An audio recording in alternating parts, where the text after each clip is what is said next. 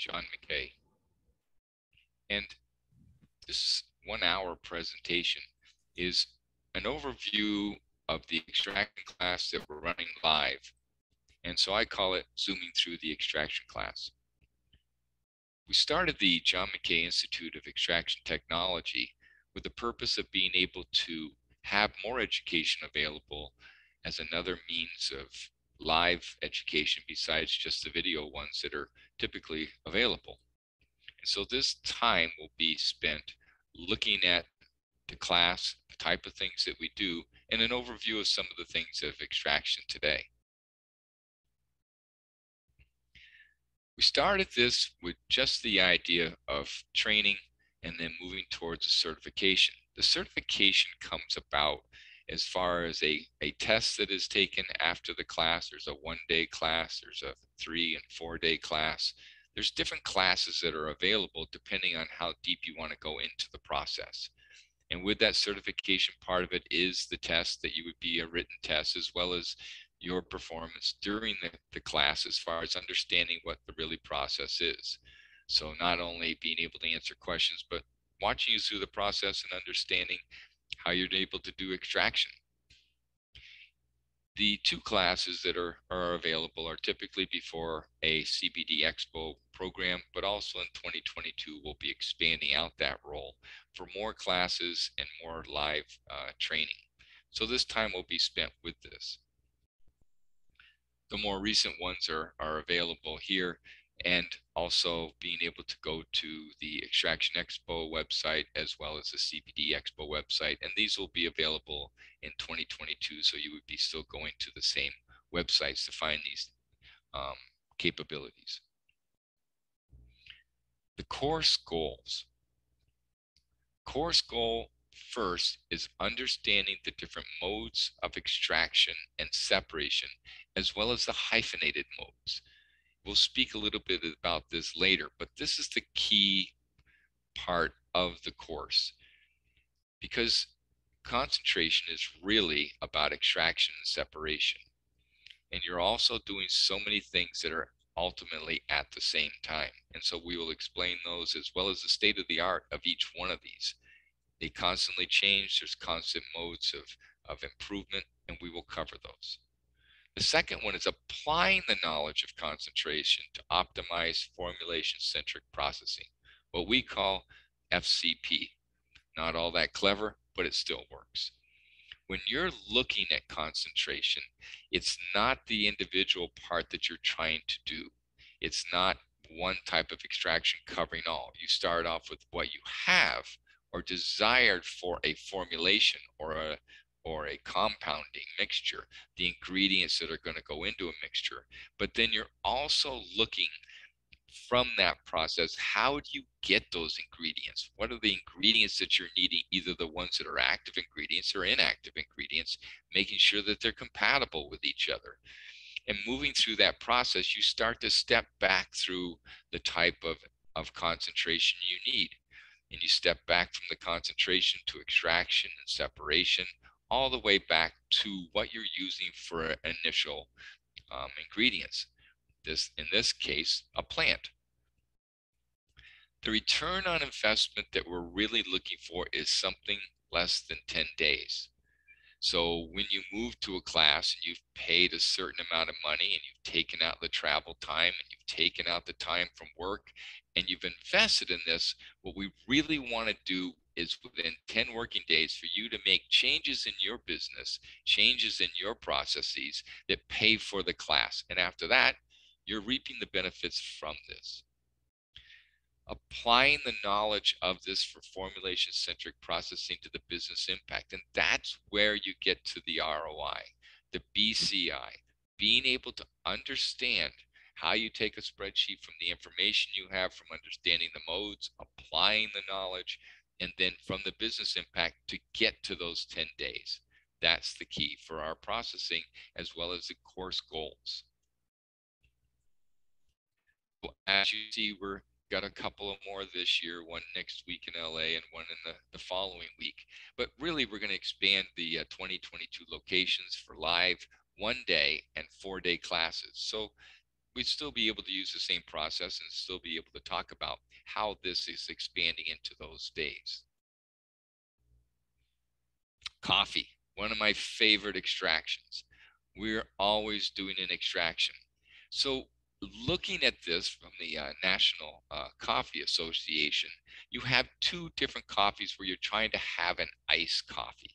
The first one, you take a small amount of coffee grounds and you add hot water, and you have a certain temperature that they're encouraging to have, 195 to 205 degrees Fahrenheit.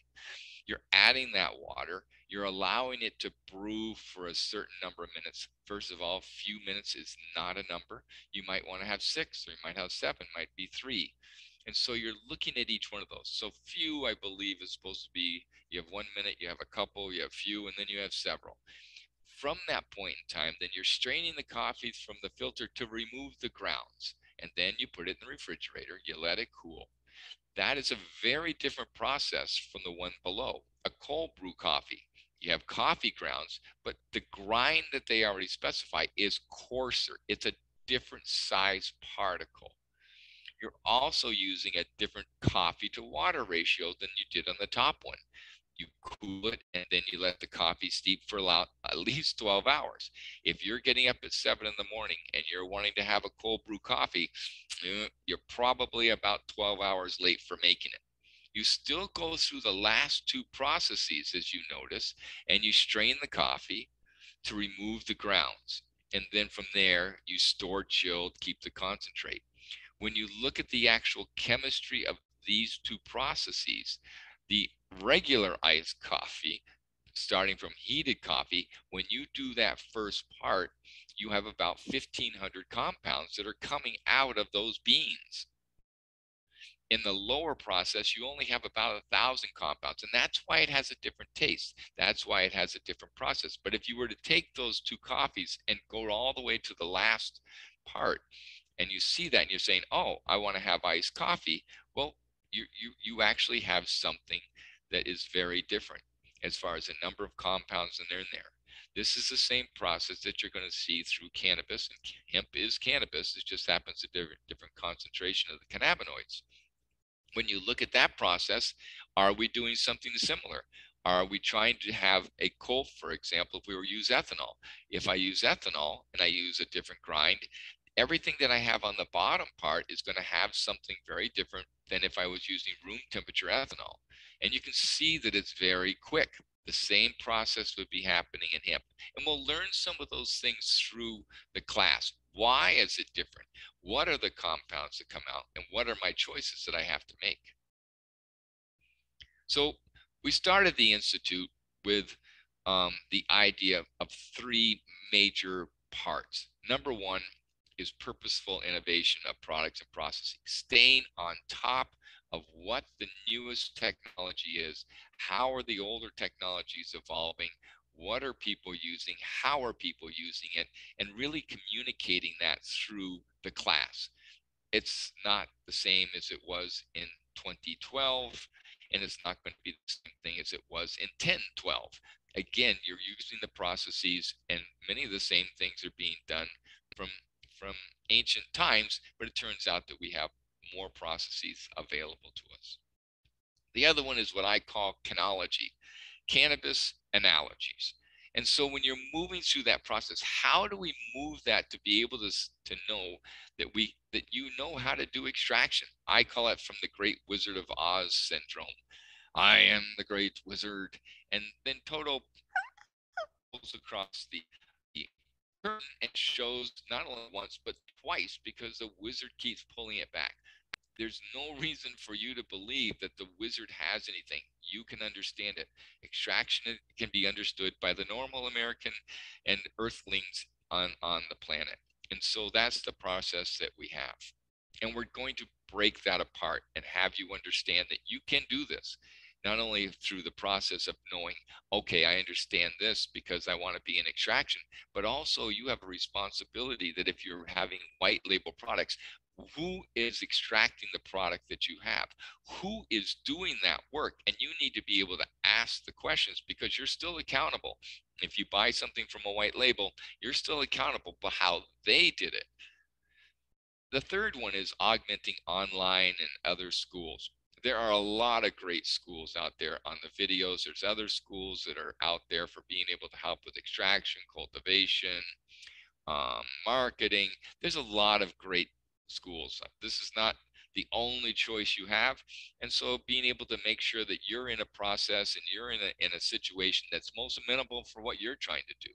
And it will be Socratic. It will be a little bit of John Houseman from the paper chase. Ah, Mr. Hart, what is your question?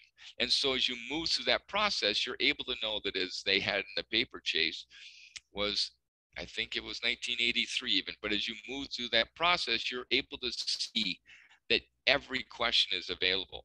Every answer, every time you have an answer, there's another question. And so being able to have a smaller group, and so that's what we're focused on. We're not having large groups. You know, for the one-day class, a maximum of 16 people. For the smaller classes, a maximum of 8 people. So being able to really have that classroom participation.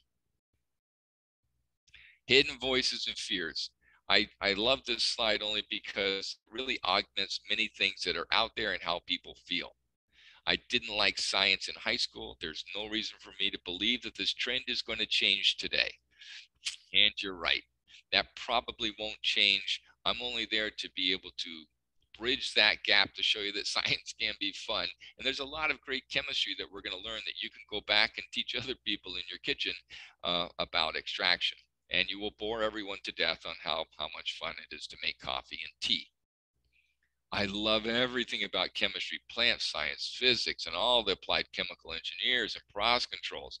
And then having someone on that side of this of the continuum, and with the other side is interesting because you're going to have a melding of those, and you're going to understand. I didn't like science, but hey, these guys are kind of cool. They're not as geeky as I thought they were, and the other ones are going to come to merge. So we're going to be able to have that continuum and work through that process. So both sides are going to be there because we're going to have lots of things for both sides to do. I know this is a stupid question, but I'm usually hearing this within the first hour. After the first hour, it's everyone feels comfortable. Nobody feels attacked. Nobody feels stupid. It's just the question that either you're thinking of or someone else is. And so we stop and we answer those questions. We're making sure that everyone comes along with us.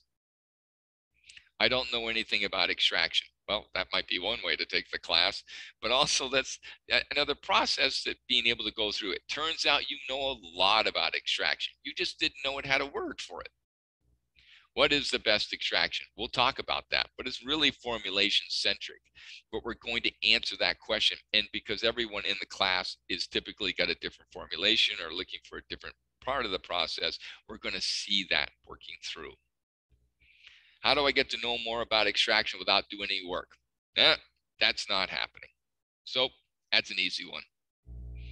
So who needs another extraction class? And whether you're watching the live or watching some recording, the following will save you time and money. Spoiler alert, no one needs another class for extraction of cannabis. That's the small print. That's the fine print. Here, let me make it bigger. No one needs another class for extraction of cannabis.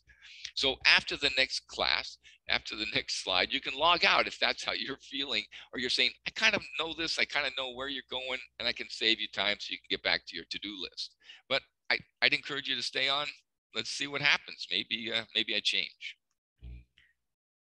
So reading the last page of the Who Done It book. I like to say, and this is the slide that, this is where the summary slide is, but I still have other slides and I still got another 45 minutes, and you'll find that, I think engaging. Number one, formulation-centric processing. Start with the end in mind. That's what we're moving towards. That's how the extraction class works, because you're moving to the end in mind.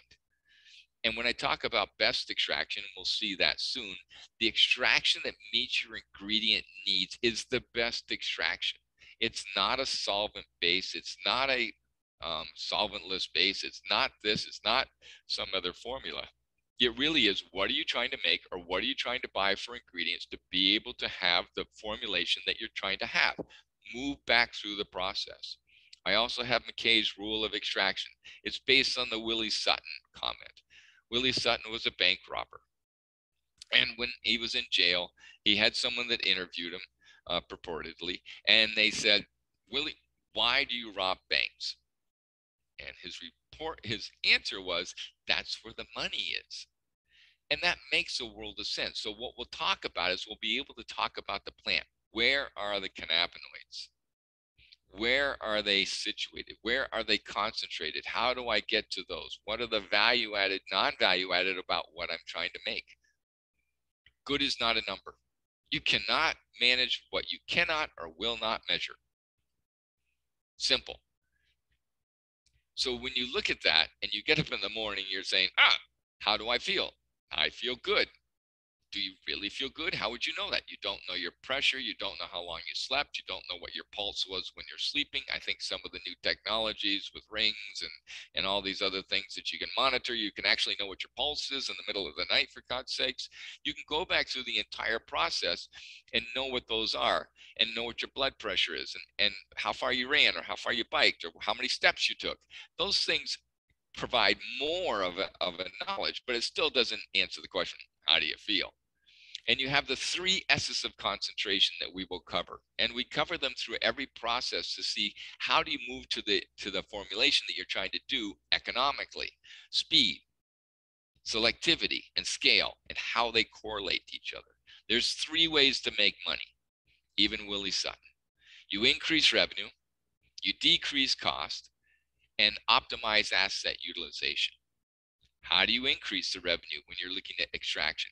How do you decrease the cost when you're looking at extraction? How do you optimize utilization? And each one of these we'll talk about. We'll have hands-on teaching and being able to have learning as a facet to help with your memory.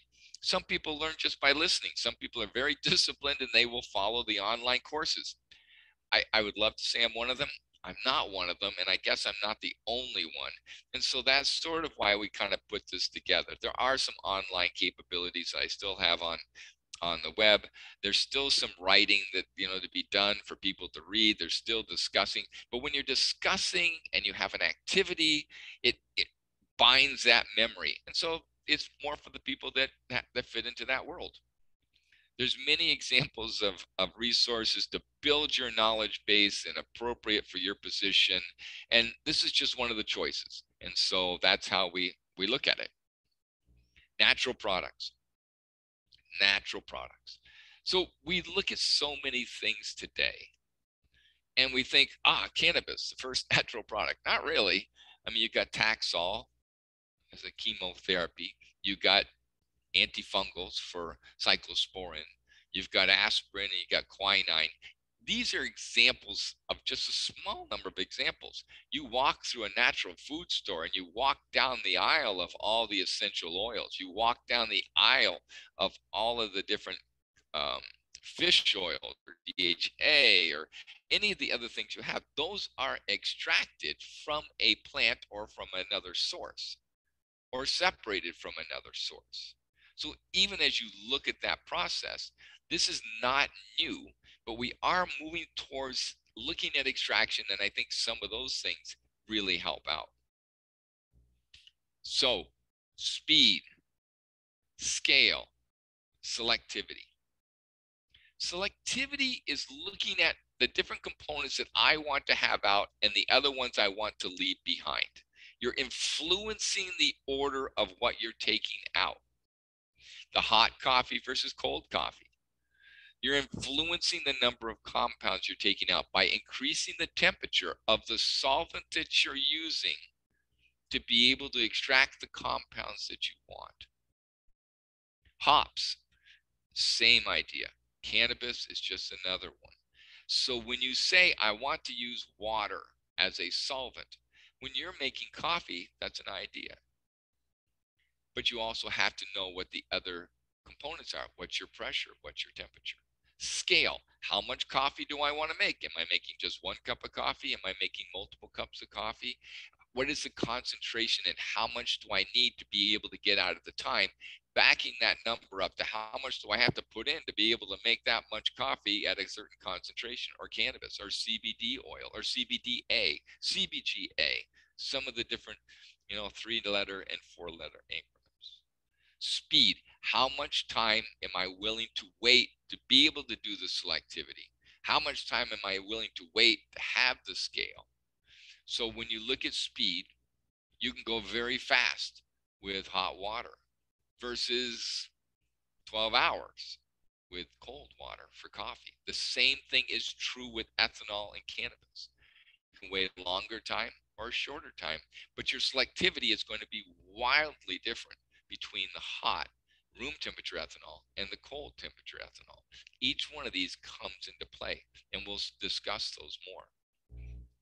You need to know about this plant. So when you're doing extraction, they're saying, I want to have extraction of hemp.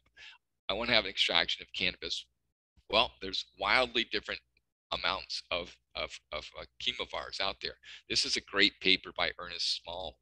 I don't know if it's in open access. It may not be, but even if it's $35, it's well worth the read. It's a great paper that goes through many of the different phases. It talks about things. It allows you to know about it. And so the evolution and classification. There's other great papers by Dr. Ethan Russo that also go through these capabilities. John Parkinson in Vermont is also another great author to read. Let's look at the best process. I separated into this. B is for botanical materials integrity maintained to assure the concentration of the desired components in a natural form. We're just trying to do the right thing. We're trying to know what we want out of that botanical material.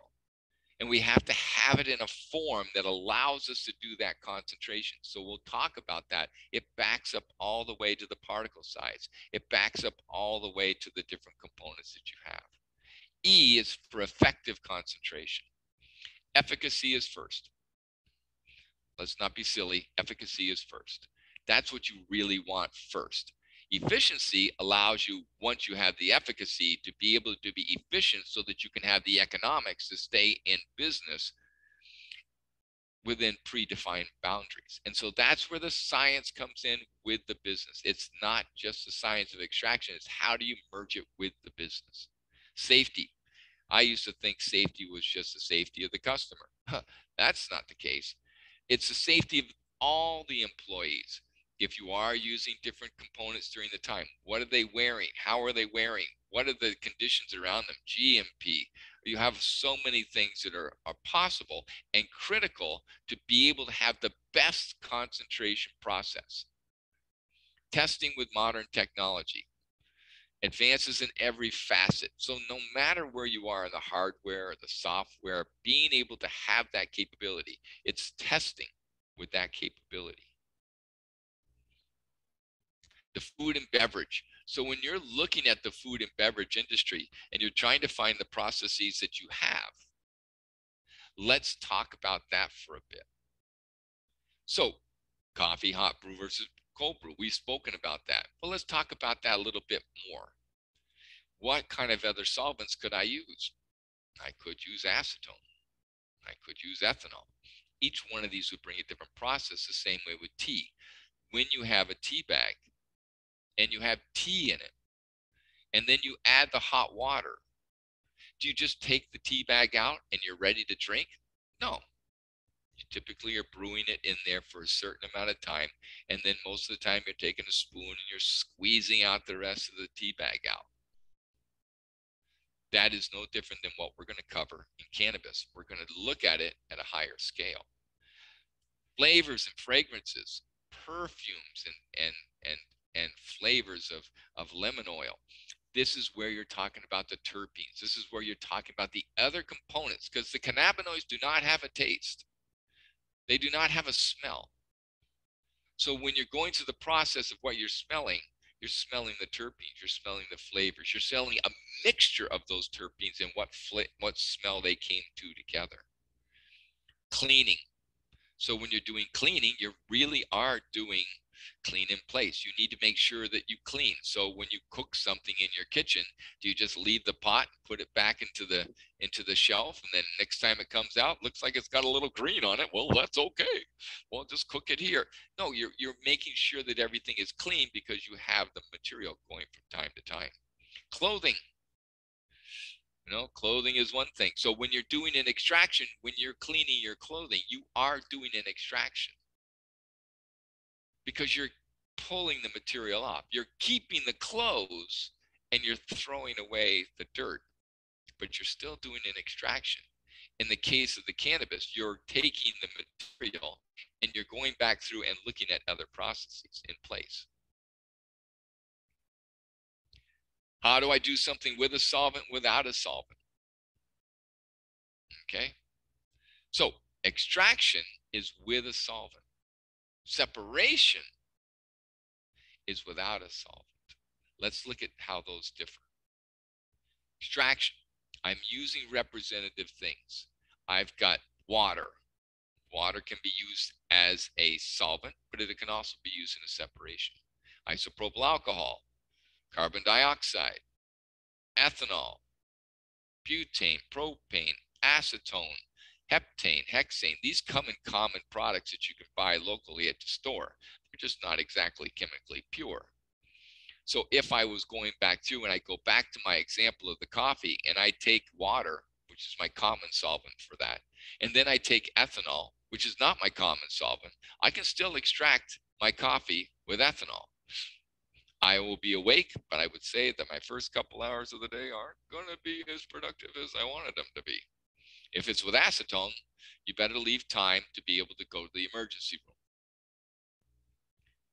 With a solvent that's a mixture, they're typically sequentially or in a combination sequentially combined.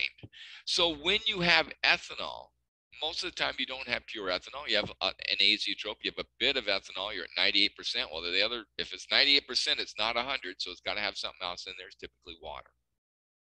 When you bring in the ethanol to the very first stage, from the first 10 millimeters of that, you now don't have pure ethanol. You have ethanol plus all the friends it started with, and it continues up the line until you finish the other side. So you don't have pure ethanol. If you start off at minus 40 and you don't have it always cool, then you have a different type of ethanol. If it's usually it's about 1 degree per minute. So if you started off at 40 and you don't have all the other things around it to keep it at minus 40, then it's minus 39, minus 38, minus 37, minus 36. Those are very different solvent capabilities. That's the case of coffee. You have a filter. We now have instruments that allow us to do this automated. Exciting. So, but you can still do it by adding it and letting it steep. That's called static. When you pour it out, that's called dynamic. So you have static and dynamic on the ways of doing extraction. So those are a critical part. Without solvent, if you grind something, you're not doing an extraction. If you're having different parts of chromatography, even though it's in a mixture, it's a separation, not based on the solvent solubility.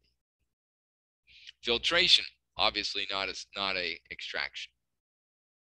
So whether it's electricity, microwave, ultrasound, you're adding energy into something, but you're not really doing an extraction. You're doing a separation. And you can do multiple separations. You can do multiple things at the same time. So whether it's filtration or other things at the same time, you still have that capability of doing multiple non-extraction, solventless extraction, which is a separation. So the filter, or separating sweets by color or size. Far be it from me, that looks like jelly beans and some M&Ms and some different types of peanut M&Ms. So now you have something sequential. Now you have something with an extraction and a separation. So when you have a separation, you have ultrasound at the same time it's in CO2 or it's still in ethanol. At that time, you now have two things happening at the same time. So is it an extraction and then a separation? Is that extraporation? Or is it a separation with an extraction? So now you have a separation. You combine them, and there's no words. But I have made up some words and copyrighted them just because I enjoy them. So again, it's going back through and knowing that you can sign up for it at any time. I would certainly go to the Expos, because the reason I go to the Expos is because I get to hear other panelists. I get to hear other experts. I get to talk to them over coffee. I may have my mask on and I may not touch them, but I can still look at them and assume that they're not ventriloquists. I mean, to me, that's the biggest part with the mask is the ventriloquist business has really gone down. Examples of processes. Let's look at some of them that we talk about in class. Mouthwash at a dentist. So if you're getting a cavity change and you have the mouthwash that he has and you swirl it around in your mouth and you spit it in that bowl and it goes round and round and round and it goes down, is that a separation or is that an extraction? If you're just taking out all the stuff that's in there, the little tiny particles and other things that he's, grilled your teeth with, that's a separation. You're using water or something like water, but you're using that as a separation. You're taking it from one place to another, but you're not extracting. What happens with mouthwash at home? Same thing. Or you're doing water at home, same thing. So it's not the location you're doing it in, it's the act of what you're doing that is still a separation. How about flossing your teeth? That's a pretty easy one. Flossing your teeth at home, there's not as much screaming. For me, when I'm at the dentist, there's a lot more screaming, there's a lot more crying, and that's just me. Toothpick on teeth. Okay. So it's not just what you're doing or how you're doing it. It's the flossing or the toothpick. You're still trying to take particles out in between your teeth that you're not getting with a brush. Brushing your teeth.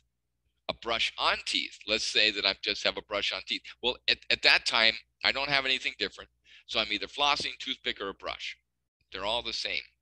But if I have toothpaste with the brush, now I have a different thing. I have something at the same time. I'm actually possibly doing an extraction because I'm solubilizing things that are on my teeth that are in the toothbrush, that are in the toothpaste, and then I'm using the brush at the same time. So I'm doing really an extraporation or a separation. Toothpaste with toothbrush without spitting. Now, first of all, that's gross. Oh, let's not be silly. So if I'm doing that though, but what I'm doing is with spitting, not without spitting. So with spitting, so what I'm doing is now I'm taking the material out from the extraction and now I'm collecting it. Well, hopefully I'm not really collecting, I'm sending it off to waste. So those are the parts that you have. What about picking a flower from a hemp plant from a field? Separation. Drying the flower. Difficult one. Are you doing an extraction or are you doing a separation? Because of the evaporation. You could collect what is being vaporized. Shaking a dried flower and collecting the material that drops off on a piece of paper at Earth's atmosphere. Separation. You're taking the trichomes off. Shaking the flower and collecting material that drops off on screens of different sizes at Earth's atmosphere. Now you're doing a separation with a second phase. So remember we were talking about having multiple separations. Well, here you're just shaking the flower, it's falling off. You're collecting it at different sizes. Those are two different separations. Grinding the flower at Earth's atmosphere. When I'm looking at some of the other parts, let's look at the key compounds of hemp. The amount of the cannabinoids are based on the typical chemovar. The sample preparation, the extraction is a direct impact on your results, and the instrument conditions affect that. So when I'm looking at the chart below with the cannabis plant material, I'm seeing that I have sesquiterpenes, terpenes, cannabinoids, flavonoids, sugars, fats, pigments. I have all this stuff. There's different parts of this, and you can affect those by the extraction process. You can affect those by how you're doing the extraction, a separation. You can affect those by how you do after the extraction by another separation. You can affect these all the way through the process. And so that's what we look at in great detail. Let's not be silly. So as you're moving through the process, and you see, this is a great article by Eric Lassalle. And when you look at this, it's 2021. We look at all the most recent work so that we can continually have the program be what is most recent. Now, what I want you to look at here is you have all these compounds and different things, which are all the organic chemists are going, oh, I love this. And the other people are going, well, why do they make them that way? And how do they know they really exist? You know, I don't trust them as far as I can throw them. I can't see them. But when you look at coumarins, those are things that you're mostly wanting to have in your body. At the same time, if it's anticipated that you're doing a blood thinner, but look at the one in between. Look at the glycerol, water, ethanol, toluene, octane, and hexadane. When you look at those are being able to see, as you're moving through a process, you're being able to take out different components based on their solubility like each other. And that's the process that you have to be saying. What am I trying to get? What am I trying to leave behind? What am I trying to bring out? And you can do it at different phases. So even though you can have a separation, you can have an extraction and then do an extraction of the extraction. So somewhere along the way, extraction has become a miracle, and it really can be understood by the common people of Earth. A miracle somehow occurs, but the decisions need to be based on data-driven science versus anecdotal data. You need to selectively dismiss science to fit an opinion. And that's what we're trying to do. We're just trying to make it go through. Let's look at the facts and then decide how we want to do the formulation centric process. So scientifically, the concentrates, you may be looking at one thing. I'm sorry, the plant does not care what you're looking at. It knows that it has active ingredients. It knows that it has contaminants. It knows it has mold. It knows it has pesticides and adulterants. Remembering these are subjective words for compounds that we have determined are not good for our health. Contaminants. We've decided those aren't good for our health. There's not good. Pesticides. They could be on the plant. It's still a molecule, and it still can be extracted, but we decided that it's not a good thing. Investment. What's the investment? What's the dollar value? How much does one cost versus another? How do I make those trade-offs? There's a lot of things to think about. So when people are going through that process, they're making a product, and then they're coming to a final product. The better way to think about this is the final product first. What are you trying to make? What are the ingredients? What's the form factor? From there, you go back to the economics of, is that something that's worth making? I don't know. And then the second one is, what are the ingredients that are in there that allow me to have that all the way to the final product? And then from there, going back to the variety. That's the process. You go from what you're trying to make, you start with the end first. I like this one. When I go back through the entire process, I have coffee, cannabis, and clothing. I like alliterations. You know what you want to do with each one, like we've spoken about. We know the solvent that we want to use. We know the co-solvent and other additives. Why don't you do washing with just water? You're adding a co-solvent. The minute you add soap, the minute you add something else, you've added a co-solvent. When you're doing the temperature, it matters. Are you doing a cold wash, hot wash of your clothing? When you're looking at the process post-analysis on clothing and then you want to dry it, how are you drying it? When you have the pressure and you think, well, I don't have pressure with coffee, you do if you're trying to make something that's an espresso. You have to have pressure because the particle size is so small that water won't go through without added pressure. Same thing happens when you're talking about static and dynamic. Are you soaking it and then pushing all the material off? If you make coffee with a coffee bean, and it doesn't matter if it's a coffee bean or how you're doing it, are you starting off with coffee bean and grinding it yourself? Each one of these processes is critically important. So now we go back to the scale and we go back to speed, scale, selectivity. We know more about it now. even through the last 30 minutes. You know more about it. What are we doing? How are we doing it? Cycle time, from the time the plant comes in to the time you have the ingredients or your formulated product. That's your cycle, not the individual ones. You add up the individual ones to that. The cost of each one is important. Scale, from starting from something small, I want to make sure that I'm actually making it and what I think I can do before I decide I'm going to make a whole bunch of these. That has a cost associated with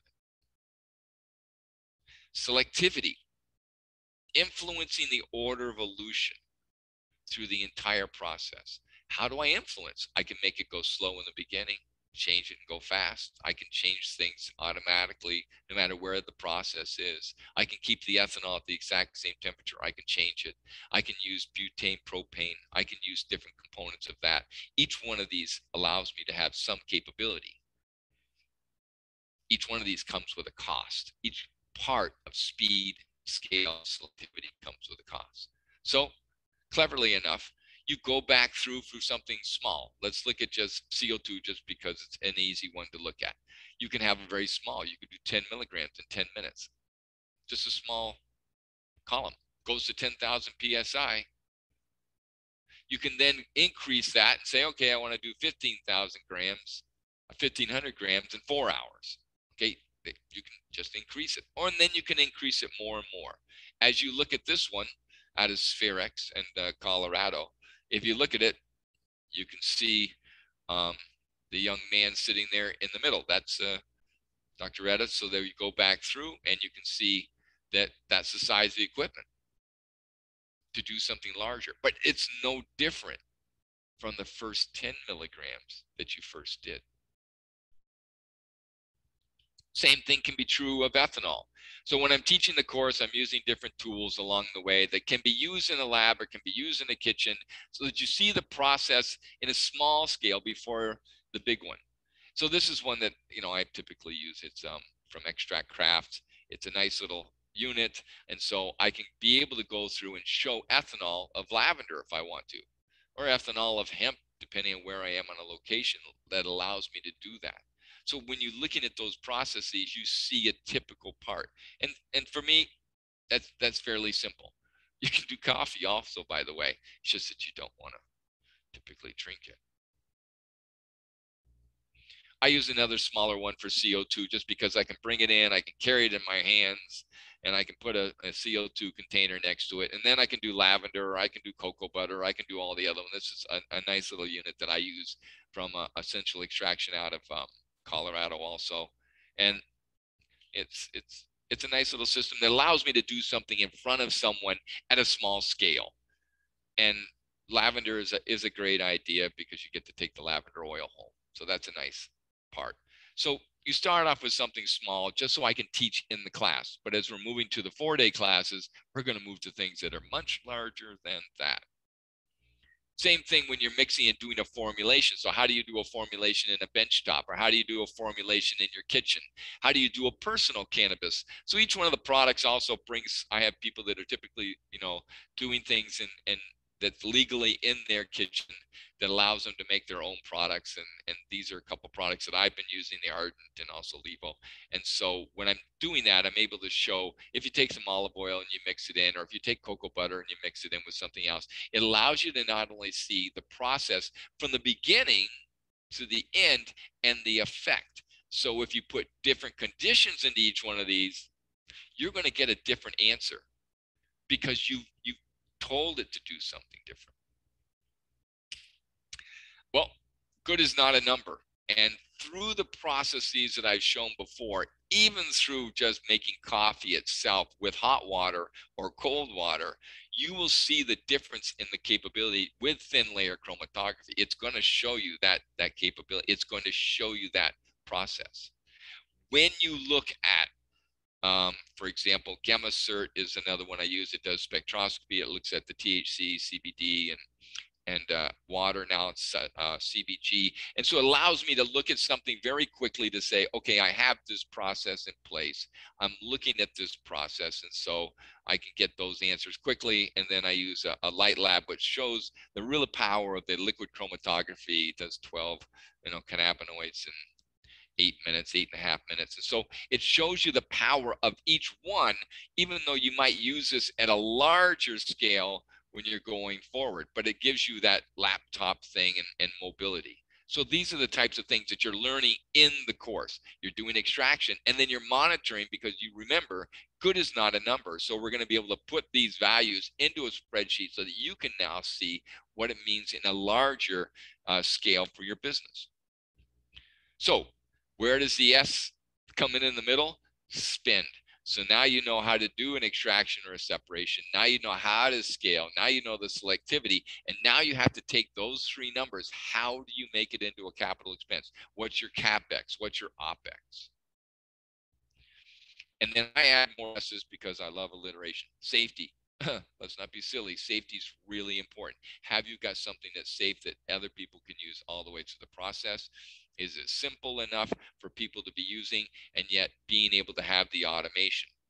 Typically, I really like to show this with the great scientific tool called Mousetrap.